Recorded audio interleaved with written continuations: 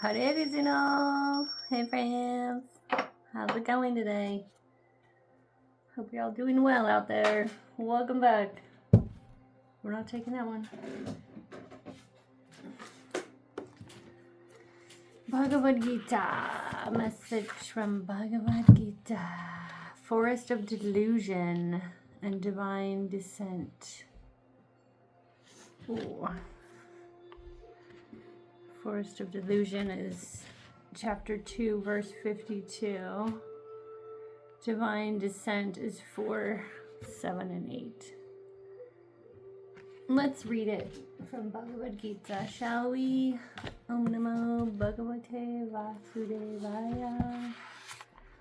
Om Namo Bhagavate Vasudevaya. Om Namo Bhagavate Vasudevaya. 252. When your intelligence has passed out of the dense forest of delusion, you shall become indifferent to all that has been heard and all that is to be heard. Let's read the purport by Srila Prabhupada Ki Jai. There are many good examples in the lives of the great devotees of the Lord of those who become indifferent to the rituals of the Vedas simply by devotional service to the Lord. When a person factually understands Krishna and his relationship with Krishna, he naturally becomes completely indifferent to the rituals of fruitive activities, even though an experienced brahmana. Sri Madhavendra Puri, a great devotee and acharya in the line of devotees, says, O Lord, in my prayers 3 times a day, all glory to you. Bathing, I offer my obeisances unto you. O demigods, O forefathers, please excuse me for my inability to offer you my respects. Now, wherever I sit, I can remember the great descendant of the Yadu dynasty, Krishna, the enemy of Kamsa, and thereby I can free myself from all sinful bondage. I think this is sufficient for me. The Vedic rites and rituals are imperative for neophytes, comprehending all kinds of prayer 3 times a day, taking a bath early in the morning, offering respects to the forefathers, etc. But when one is fully in Krishna consciousness and is engaged in his transcendental loving service, one becomes indifferent to all these regulative principles because he has already attained perfection. If one can reach the platform of understanding by service to the Supreme Lord Krishna, he has no longer to execute different types of penances and sacrifices as recommended in revealed scriptures. And similarly, if one has not understood that the purpose of the Vedas is to reach Krishna and simply engages in the rituals, etc., then he is uselessly wasting time in such engagements. Persons in Krishna consciousness transcend the limit of Shabda Brahma, or the range of the Vedas and Upanishads. 4, 7, and 8.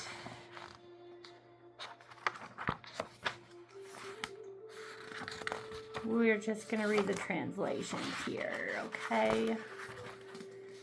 7. Whenever and wherever there is a decline in religious practice, O descendant of Bharat, and a predominant rise of irreligion, at that time I descend myself, in order to deliver the pious and to annihilate the miscreants, as well as to establish the principles of religion. I advent myself millennium after millennium. Haribol. There's Gauranga, the most recent incarnation of Krishna. 500 years ago, 540 or something. All right. Let's look at some tarot. What's going on with the tarot? See if we can get a message for the collective. A helpful message for the collective. Just looking at current energy to start out. We got the Page of Cups. We got the Ten of Swords.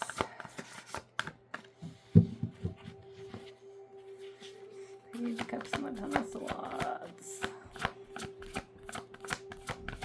We may just start with these two. Okay, yeah. The Page of Cups is a childlike energy. It's innocence, wonder, creative. Sometimes this can be the feeling you have like when you're first in love or just first curious about someone. Things feel kind of dreamy, and then the star is out here clarifying that, which is also like a wish or a dream. So you may be like contemplating something that you want to have or you want to achieve, some kind of wish or dream. And Page of Pentacles is also out here. This is like the very tiny beginnings, very like first seeds planted towards this kind of hope. So maybe something's just beginning that you're feeling very hopeful about. And then you have the Ten of Swords, which is an ending. So maybe this new beginning is coming after some kind of ending. And Ten of Swords is usually a really difficult ending. It's been something hard. This death, the Queen of Cups came out as well. Death is not usually a literal death, but more a transformation. It could be having to do with this Queen of Cups. This could be you or somebody around you. This could be a mother figure, sister. It's a feminine energy. It could also be just aspects of yourself and this kind of emotionally available, warm, watery kind of, yeah, feminine energy. It could be an ending to a relationship with this feminine energy.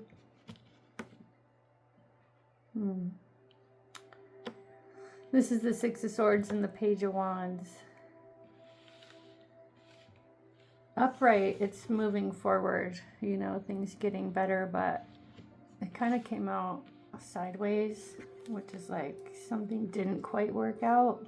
It wasn't able to move forward. It wasn't able to come to a resolution. Maybe because the communication was no good or ineffective or just not there. Blocked communication. Yeah, it feels like a stagnant energy, like it just wasn't working, so that's why it needed to end. It was like, geez, okay, that's not doing anything. Let's end it. All right, and I'll pull some advice based on that.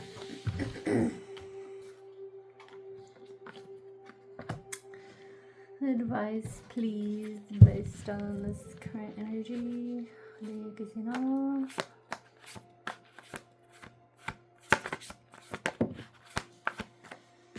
This is the Three of Wands. That is looking towards the future. Expecting good things. Like knowing that you have planted good things so you can expect a good harvest. Wow, I just want to come out, but they don't. There's that Page of Cups again and the Six of Cups. Death is on the bottom. Yeah, let this transformation take place.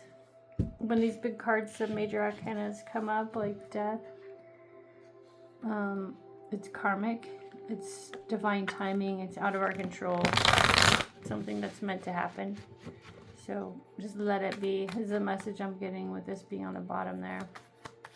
And then, yeah, look towards the future. Expect good things for the future. Know that you've planted some good seeds so you can, okay, so Two of Wands is also coming out to clarify this. It could go either way, okay. You're still creating your reality.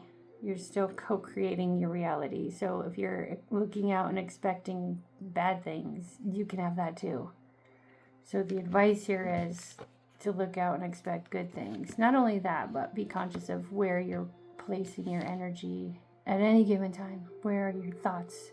Are you feeding into what you do want, or are you feeding into what you don't want?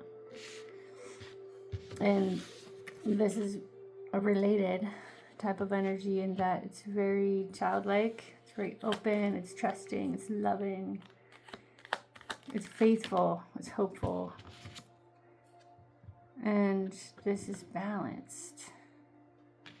This is a way to alchemize also if some doubt or fear or uncertainty should come in. You can balance it out with faith, with this childlike energy. That's called alchemy. You just decide to turn it into something else. The Six of Cups here is about soul ties, soul connections, family. Sometimes these are not blood family, but yeah, so the Two of Swords is coming out here. This is about making a choice. This is about being discerning. And it feels very much about discerning who should be included as part of your close soul tribe. Because it really matters who you let in and how close you let them come in. So the advice here is saying, like, be discerning, be careful about who you let in your inner circle. Yeah, Nine of Wands is a defensive energy. Oh, King of Swords, I feel like you're feeling a little defensive about somebody who may be harsh, who might come across a little too serious, too rigid, too difficult, you might have to just protect yourself from that type of energy. And discern if someone is safe or not, how close you want to associate with them. It matters. It matters who you let in your circle. Show does. Alright, I have some more oracles here. Can get a couple of these. Here's a gateway. Gateway oracle. I did shuffle all these before I came on today, but what the heck? Give it one more for good measure. Following your bliss and giving birth. Ooh. Following your bliss says, my soul sings with joy. I think we had this before, yeah?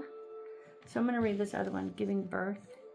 It says, I am bringing forth new and dynamic energy into the world.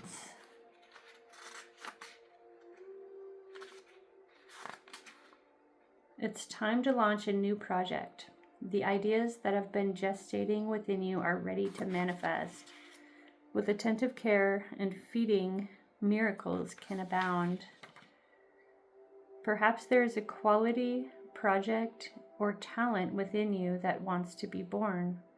You have been nurturing and caring for it, and this is the perfect moment to share it with the world. Release it and let it soar. Give birth to your hopes and dreams. Timing is everything, and the time is now. Cool. Okay, a couple more of these little Life Loves You cards.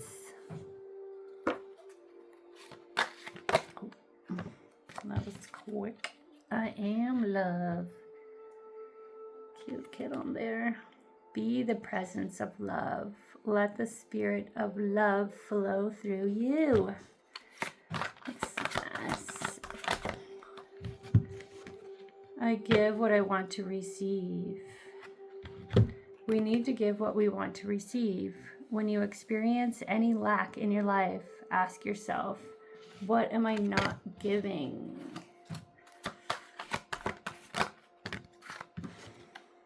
I choose peace. Oh, we're going to end on this one. Life does not want you to suffer. You struggle because you let life love you only so much. When there's a drama in your life, let grace in.